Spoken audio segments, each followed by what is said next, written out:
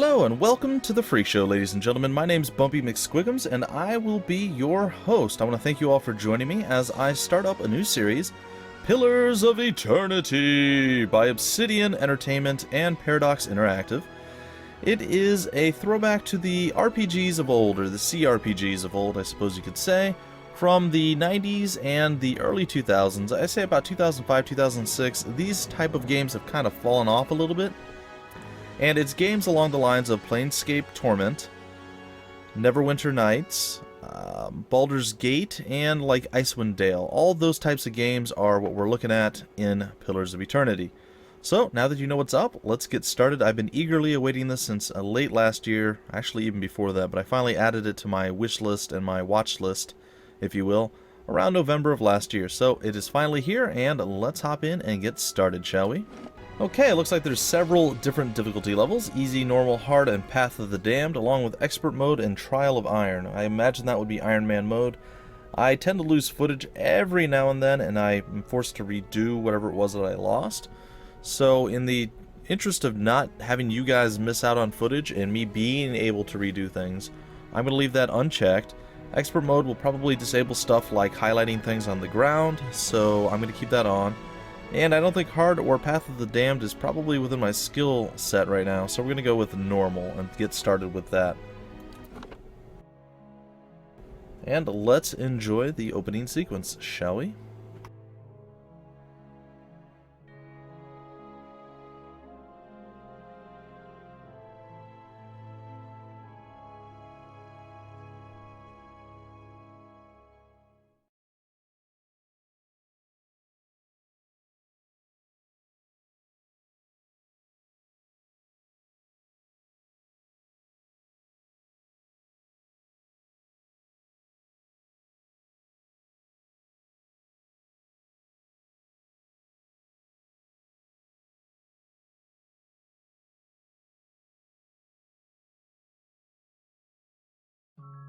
Five wagons grope blindly for the path on a starless night, their master glancing ever upward to the skies for assurance that he is on the right course.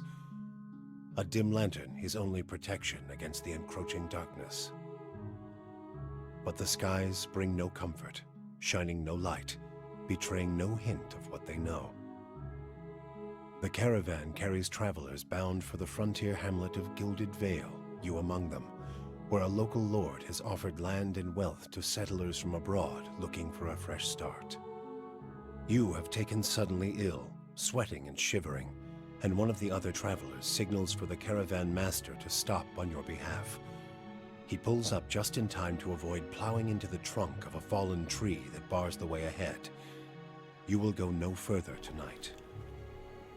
Okay, well that doesn't sound like we're off to a really good start to our adventure here, but that's okay. I think we'll manage, hopefully. Maybe. It seems like the load times might be a little bit lengthy, so I might edit those out as we go. Alright, we get to choose our character and create our character. Well, I tend to play male characters all the time, simply because I feel it's supposed to be somewhat of a representation of who and what I am. And last I checked, and last my wife checked, I was male. Let's hope we stay that way.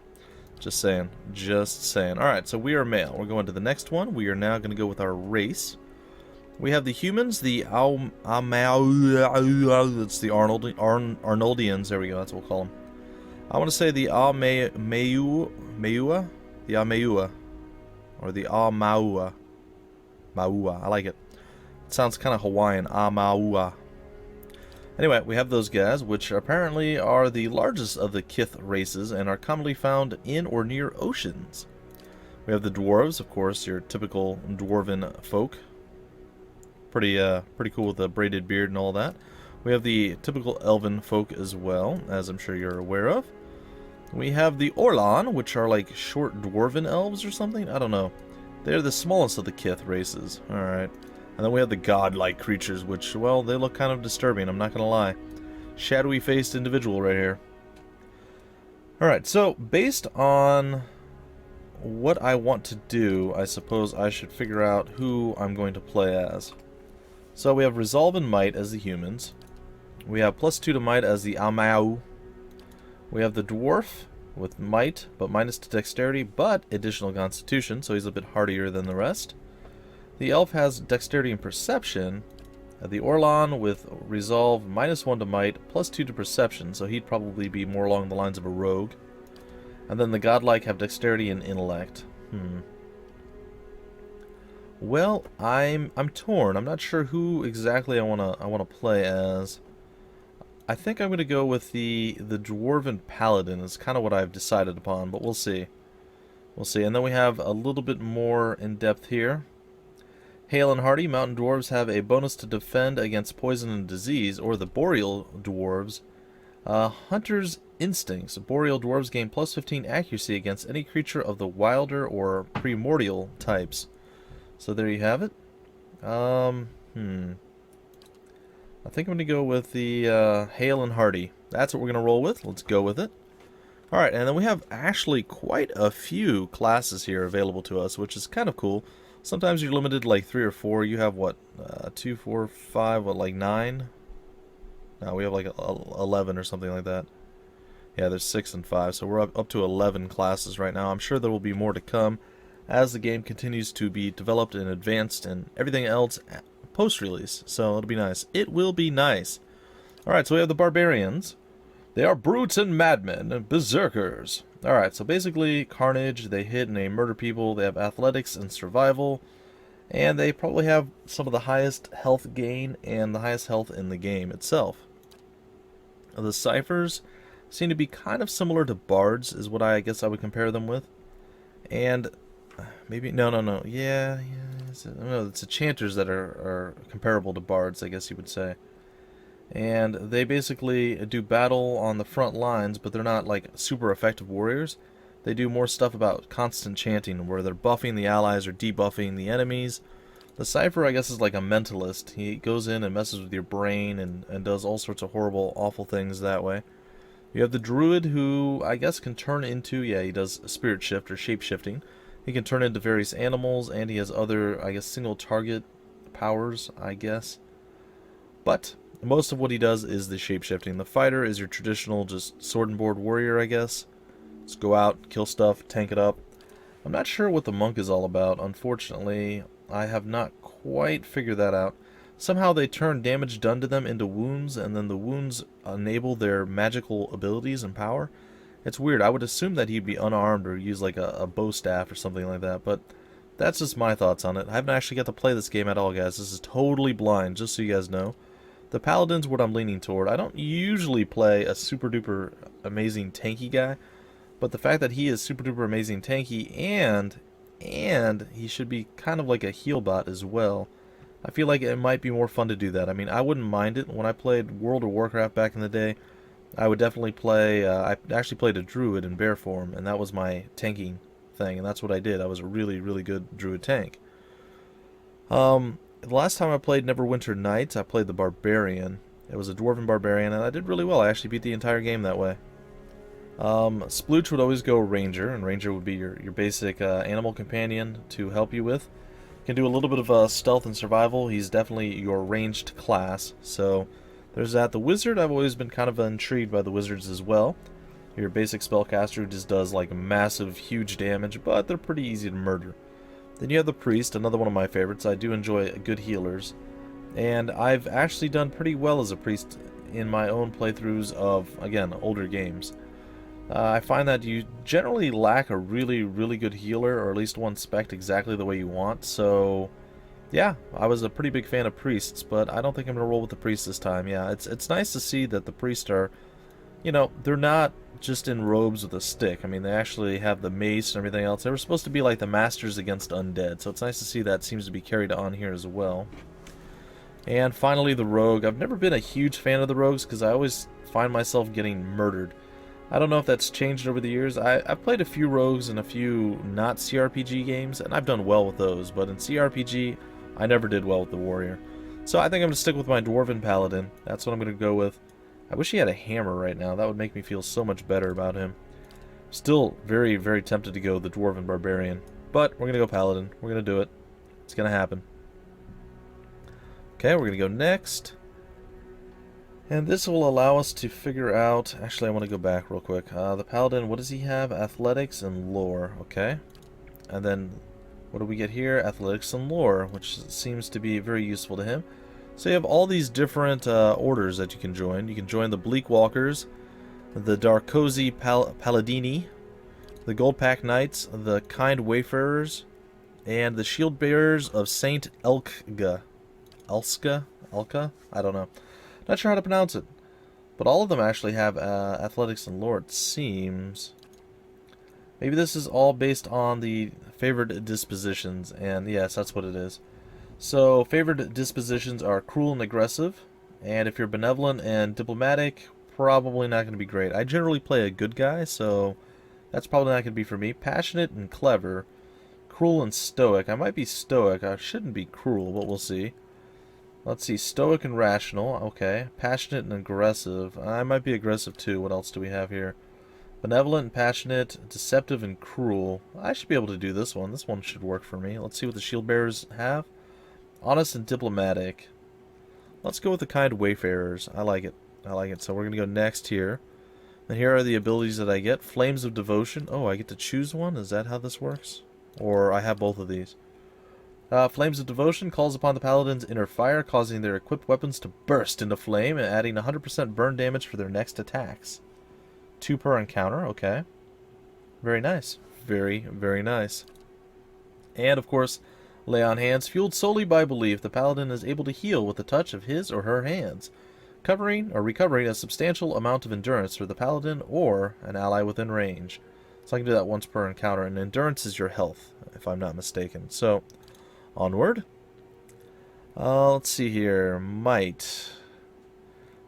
Intellect, resolve, perception. So the gold are the ones that are the most important to your class, whereas the silver are still important but not as important. And then the, of course, the ones that aren't startup at all, the least important. So I don't like to have negative rolls. So I like to start at 10. Now this is basically, I think a lot of people are going to do this. A lot of people like to min-max where they just go, you know, dump everything out of 1 or 2 things that they don't feel they need, and they dump everything in the ones that are going to be the most important, and so on and so forth. Well, let's take a look here. Highly recommended for a paladin. We will go with maybe 18 in that.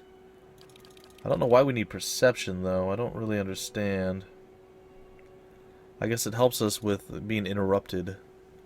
Okay, well, we'll roll with, I guess, something along these lines. We'll drop the constitution by 1. And we'll go with that. So 12, 10, 10, 16, 12, and 18. That'll be okay. I think that'll be okay. Alright, so here's the culture, and this is where we'll get a +1 to a single stat. Okay, I don't hate any of this stuff. Alright, so we have the Adir, or the Adir, +1 to resolve. We have the Deadfire Archipelago, which is +1 to dexterity. The Ixmital Plains, which is resolve +1. Old Valia. It's intellect +1. We have the, wow, what is that? The Rautai? The Rautai. It's Constitution. I might actually go with them. Then you have the Living Lands over here, +1 might. That's a pretty good one too. And finally, the White That Wends. Really? Okay, Perception. That is Perception. This actually changes our weapon. Ooh, I like it. See, there's that hammer I was looking for. So, yes, this is the one we're going to go with. I like the way we're starting off here. I'm okay with that. And here's our background. We get +2 lore. We got stealth and lore. We get survival and stealth. Athletics and lore. Probably going to roll with that. Let's see. +2 lore. Lore and mechanics. Athletics and mechanics. Athletics and survival. What was it? It was, we're going to be a mercenary. Blade and battle is the way of your life. Alright, so there we go. Let's continue on with that. And here's our appearance. We can change a little bit. Unfortunately, there's not a lot we can do, but there's some. But we definitely have to have a really killer beard here. So let's see if we can't find something that'll work. I think that's going to be our kind of our best beard. Let's see. We have different heads that we can do. Let's go. Let's lighten the skin up a little bit. That's a little creepy. I don't know. There we go. Lighten the skin up a little bit. Primary colors. We're going to go with maybe a dark green. Yeah, something like that. There we go. Then our secondary color, we can do maybe like a bright red or maybe a dark red. That's, yeah, something closer to that. There we go. I like that. That's okay. And then our hair, we're going to go with a, that's not very dark. There we go. We'll go with the dark brown. I like it. I'm not sure I'm sold on our particular hairstyle yet, though. There we go. That looks a little bit more, that looks a little more dwarven. I'm not 100% sold on, we'll go with a real scraggly beard. There we go. Let's continue on. And our portrait, that kind of looks very similar to us. Let's see, who else do we have? Oh, those are some creepy looking dudes. Well, there's a lot of really bizarre looking guys and gals here. Okay, those are all the females. Just kind of scrolling through so you guys can kind of see what everything is and what's available. But I'm probably going to go with the normal dwarf. Well, I suppose this guy's kind of got plate armor and stuff on. That's fine. We'll go with him. No, we're not quite black-haired. We're brown. Is it? Follow me. My eyes are peeled. Yes? Now I am the leader of the group. I like it. Let's be sinister. Let's be sinister. Alright, so we need to come up with a name. And I haven't really given it much thought, but we'll go with maybe, I don't know if I want to be alliterative today or not. Probably not. We can go with something just, like, strange. I know. The phrase of the month, well, I guess of the year, the biggest phrase in Dota 2 for a while there was going ham, so we could just be ham. Why not? Let's go throw it out. Or we could be like Hammy Hampton. Yeah, why don't we do that? We'll be Hammy Hampton. There we go. We'll be alliterative and we'll pay homage to going ham. There we go. Hammy Hampton and throwback to, what was it? Animaniacs? I think it might have been Animaniacs. Maybe it wasn't. Maybe it was Tiny Toons or something like that. Either way, let's hop in and get started, folks. Let us get started. Okay, and here we are.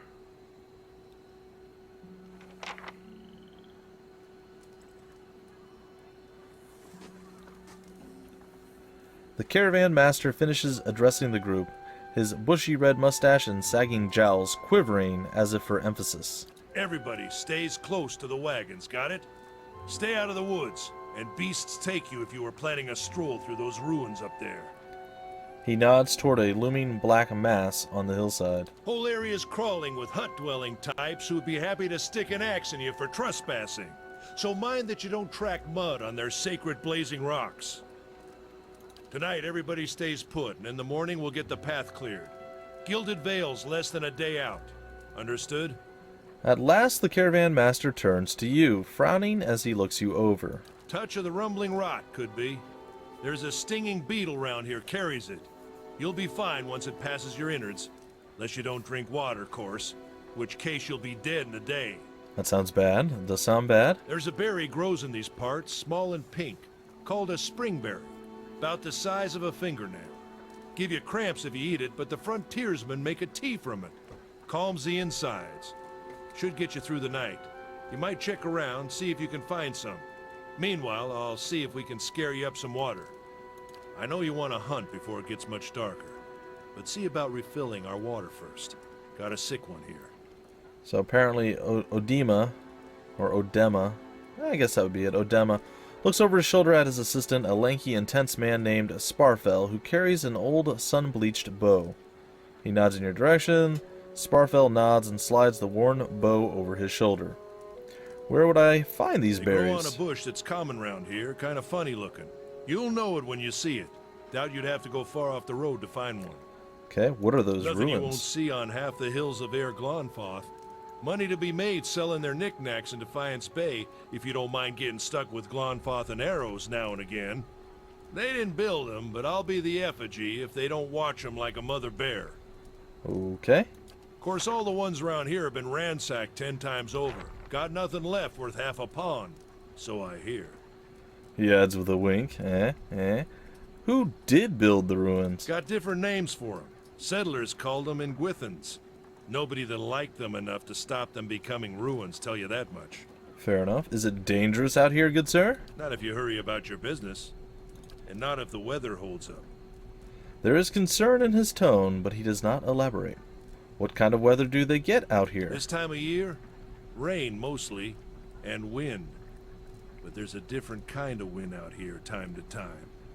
Locals call it a beowick, born out of the ether, the spirit's path. Never seen it myself, never care to. Beowick, huh? That sounds bad. Alright, what are these huge rocks coming up out of the ground? They don't got Adra where you come from? Well, it just grows up out of the ground like this. Goes deep like tree roots. Some of it all the way to the heart of the world, you believe the stories. It's more like a shell than a proper rock. Easier to work if you're a mason. Got all kinds of strange properties. Seems to have some kind of life of its own. Dies if it gets dug up. Loses its luster. Folks think it probably grew at one point or another, but not these days. The soul butchers in Defiance Bay use it for different things. I've heard tell it can hold a man's soul, but I don't care to see it. Got enough to worry about without seeing something like that. Alright, looks like it's time to go. I'll go see about those berries then. Hold on. Take someone with you. I know you're not some helpless tenderfoot, not like most of this lot. But you drop dead, I don't want to be looking for the body. Got a schedule to keep. He scans over the travelers, resting his eyes at length on a sturdy, armor-clad woman who has spent the journey's nights sleeping on uneven ground without blanket or pillow. Kalisha. Kalisha! The woman looks up on her own He time. needs to find some spring berries. Watch that he doesn't drop dead. No promises. What kind of guide says something like that? Kind you can afford. Don't listen to her. You're in good hands. And I pay too well, if anything. Odema chuckles and shakes his head. He looks at you. He casts a sidelong glance at her. Off with you. Hayden should have supplies. See that you're equipped before you head out. We're in harsh country. Get your berries and hurry back. And if you get so much as a tickle of wind, you drop everything and you run. Something in the air tonight. If it's a beowick, we'll shelter in the ruins. Hut dwellers be damned. Alright, a tickle of wind, huh? Alright, Odema's small grin recedes beneath his mustache, and he is stern once more. Alright, You folks. heard the man. Let's get going before you keel over. Alright, we can get going. You guys will remember this cursor from several other games. Now, I've changed the configuration and layout of the game, especially the controls, so bear with me while I close all this stuff, because that's what I do. I might be making some mistakes while I wander around and do things. Just something to be aware of. A blade in the dark. Okay. Apparently this is our sneaky sneak mode. And we can sneak around if we were so inclined. Let's see, is there anything Anyone need supplies? available sundries for for us sale. to loot, I wonder? Well, that says that should be appearing. I might have to play around with some more controls and stuff between this episode and the next, but for now, I'm just going to kind of look around. Looks like there's some stuff to be had maybe down here. Alright, it looks like I have some of the pre-order stuff already available in my inventory. Dry wooden clothing, okay. Or dry wooden clothing. And it looks like there is a... lockpicking is failing on our part. That's unfortunate. Well, of course. And I don't think we have the ability to be a Well, mechanic either, I'll so take we care have of it. literally no chance of picking that lock. Should be able to see stuff lit up on the ground if I hover over it, or if I press the Alt key. That's what I bound it to, but it doesn't seem to be working right now. This guy, I believe, sells stuff to us, but I'd rather probably not talk to him at this point, simply because, well, I don't really have a reason to. I don't have any money. Or I don't have enough money to really make it worth my while. So we're going to come over here. We're looking for the pink berry, I guess it is. Exploration is the key. Yes, it is. In almost every game ever. So you'll explore. You can right-click and then you can, like, turn. Just get your different angle. Like, they'll turn around, I think. Let's see here. If we click here and we go this way, will they walk up and turn? No. If I click and go this way, will they walk up and swap sides? Nope. So it doesn't seem like I can actually do much to change who's forward and who's back. It is what it is. Who's this guy? I'll have your water soon enough. Stream's not going anywhere. Alright, do we have a map? We do, which will, I guess, slowly fill out. So, let's continue to walk around, do some exploration, and we'll break off the episode in a few minutes. Not quite yet, but fairly soon, I would say. Let's see if we can stir up a little bit of trouble. Probably not, but maybe. Maybe. I don't know. Again, this is my very first time actually getting to do anything in the game, so I'm pretty excited by that. And it looks like we're wandering around. I don't see any of these berry bushes. Oh, there seems to be dead people over here. Travelers, maybe, or looters, or bandits. Bad sign, any way you figure it. Okay. It doesn't appear that it is accepting my clickies. What are these? Oh, those are lockpicks. Nice. We'll be able to pick the lock after all. The corpse is cold to the touch, and a ripe smell wafts from it in putrid waves. And it said something else. A dark, crusted bloodstain besmirches its simple linen clothing. Well, unfortunately, we can't besmirch anything over there. Are these the pink berries over here? No. Apparently not. Now, there are different speeds to the game. We can go in fast mode, which somehow I've lost control of my other character doing this. Or we can go in slow mode. Oh, I see what's going on. I'm going to have to adjust something. Yes, as you wish. As you wish. We can go in normal mode, half speed, or others. And apparently it has certain controls that are configured without telling you what they are. Like selecting each character 1, 2, and 3, 4, and probably 5, I don't know, maybe up to 6. But I also selected other things that same exact way, so that's not going to work for me, so I'll have to change that eventually. Let's take a look over here. I don't know if we're supposed to be going this far over or not. I mean, maybe I was supposed to go up past that one guy. Use the tab key to highlight interactive objects. Yeah, it's not the tab key. Not good. It's not really the tab key that is an interactive object. It's supposed to be the alt key. Yeah, oh well. Footprints around the campfire are distinct and may have been here for days or longer. Does not appear that there's anything I can actually gain from here. So there'll be some playing around, folks. There will be a little bit of playing around and me fiddling with things. You won't see me coming. Trying to get it to actually pop up. Ooh, dry cap. Okay. We got some sort of weird mushroom. That's fine. Let's take a look at our inventory right now. We have a few things sitting around. Let's see here. It's a ring. I don't know what that does, but I guess we could put it on. And then what is this? We can right-click that for details. This tiny titanic pig has an otherworldly appearance. Huh. And it looks like we can put it there, and we can have a pig follow us around. Our equipped armor is male, and it's quite a bit better than what we have otherwise. So we're just going to roll with what we have. Hey, our little pig is following us around now, too. Cool. Well, unfortunately, it doesn't appear that there's anything else over here for us, so we'll continue on our little pathway this way. And hopefully something pops up soon for us. Hopefully something pops up soon. And apparently a lot of nothing is going to pop up, and I think we're out of area to cover over here as well. Yep, that does appear to be the case. Alright, so we're going to 2X it, I guess. As you wish. Come back up this way. And then we'll go back into single mode here. Single speed mode. Let's see here. Doesn't appear like there's anything in this direction either. There's got to be something going on somewhere sometime. What is it? It looks like, yeah, we have those 2 spells and our basic attack. Okay, well, that's pretty cool. Let's check by those outcroppings. Oh, isn't that lovely? Oh, what's going on? Okay. So the game apparently auto-pauses when you come up across an enemy here. Hey, we can open that up a little bit bigger. Alright, so this is a real-time combat scenario here. Let's see, what do we have? A knockdown. We can go click on him with that, and then... Sorry, I think I just canceled it. There we go. That's not working. There we go.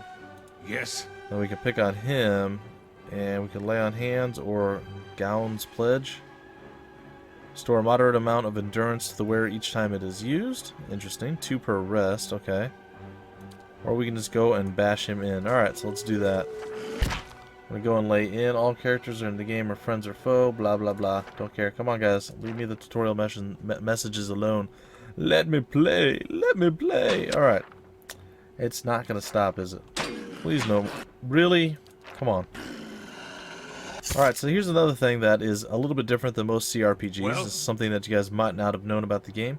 It kind of uses a system, if you remember back to Final Fantasy VII, they had the like timer system where you had X number of time per action that you had to wait, and then the enemy had the same thing. This has that same exact type of feel to it. You'll see right there, it's kind of hard to see, but right there under the health there's a little gold bar that's kind of ticking down. You'll see it. Every time that ticks down, you'll do an auto attack or a spell that you have queued up. And there we go. We have won our battle against the wolf. And it looks like we didn't take any damage at all. So what I would like very much to do is try and see. It's not working. Alright, what do we have here? A wolf hide. Looks like that's worth 5 copper points or coins or something. Alright, those must be the pink berries that we need. This is it. Okay. That's it, there we go.